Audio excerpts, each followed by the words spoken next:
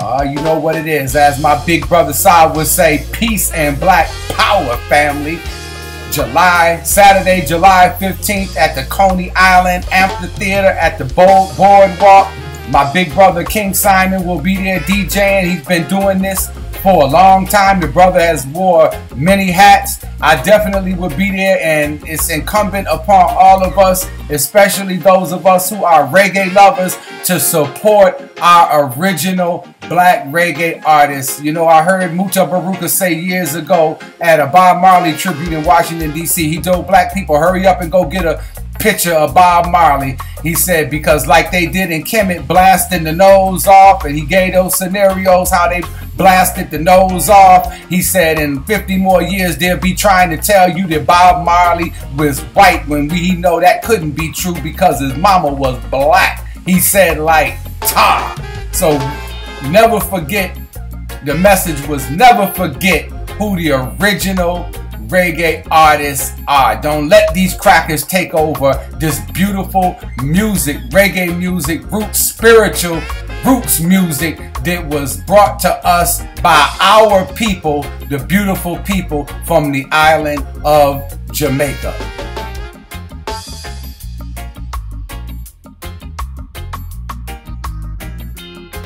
We have a brother here who's been in the community for a long time, advocating for black people, you know what I'm saying, trying to, you know, get us people not to, you know, disrespect our rights, try to keep people in the course, and actually trying to do good things, man, in this community, man, you know what I'm saying, you know, one of our great politicians, you know what I'm saying, trying to change some laws that need to be changed, and this brother, you know, needs to say some things where people can actually look into his heart, look into his soul, look into his spirit, and see who this brother is. My first question to you is this.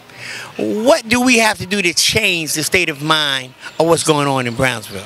You see, one of the things that we got to look into, if you want to change people's mind, first you got to set a standard. You got to provide in the community proper after school program. Okay, we can have them well taught, and then you got to change a person's state of mind. They got to be employed. Gotcha. All politicians are not the same. All right. Some got different motives. Some go there for the betterment of the community. Some go there to empower themselves to a certain different level. So I personally want to see my community, because there is no prosperity. I want to bring prosperity. Our community has been suffering for too long. All right. Okay, young men without no jobs, where the mothers are begging their father, the kid's father, and they don't have it. All right. So we got to provide jobs to them, and meaningful jobs, not just jobs, but meaningful jobs. So what are the politicians doing that are elected in our community? Are they doing anything? I mean, come on, let's just tell the truth. I'm not going to say they're not doing anything. All right. But are they doing anything meaningful to keep our community, the young men in our community? Right. We have to engage in our young youths, because if you turn your backs on our youth, remember our youths are growing up fast, right, and they are tomorrow's leader. Right. So we got to engage in their educational system. We got to keep them in the right focus and let them know that we need them in the community, because without them, our community will die out. So what we have to do to change this? Same thing, I'll go back to the fundamentals, employment, a stable community, a good after-school program, and we have to get a good relationship with the police department. All right. Because the law usually set the standard whether or not our kid become criminal or they reform in our community. Right. So if you were elected, you know what I'm saying, you know, whatever post that you wanted to be elected to, what could you do to change this? First and foremost, we fail to realize that there is lots of funds, but we have got to engage the head funds in Wall Street. They're the one who has the money. If you bring them in our community and you engage them, and our youth has job, more job, less crime, then your community becomes safer And then everybody wants to invest in your community.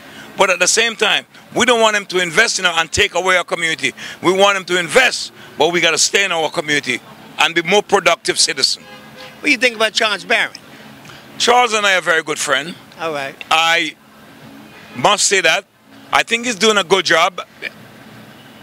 Some of the things that he's fighting for, not too many politicians are fighting for it. All right. But like I say, I would like to dialogue with him more. All but right. as of now, I say he's on the right track. All right.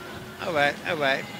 How many programs do we need in Brownsville? I mean, what kind of programs do we need? It all depends on the kind of program. Number one, our youth have no skills. Right, sure. Need a program to teach skills. We need them to skills. You need skill like architecture. They have no knowledge of it. Right. I have my son. Okay, he just graduated, but he's in architecture. Okay, right. Engineering. Engineering. Okay, Right. I have another a nephew of mine. He also is in architectural engineering. Okay, so we got to engage them. If maybe the electrical engineering, bricklaying, carpentry. Right. These are jobs that has paid a lot, and these jobs could sustain the family and the community. That makes a lot of sense to me. Somebody said that came from Brownsville. I'm not going to mention the name. That Brownsville was dead. That people mentality, you know what I'm saying, you know, were finished. That nobody in Brownsville can actually become anything. That's that's a misnomer, because number one, I've been in Brownsville for more than 45 years, and I have no intention of leaving Brownsville. Okay, I've seen people here who work in different area of the government, and they have good qualities. We have doctors, we have lawyers. You'll be surprised to see the people living here. Wow. The kind of career that they have. Wow. But unfortunately, they're a little disguised in our community. But don't take your Brownsville is rich in culture and in educational. Wow. All right, my brother. Thank you. Thank you very much.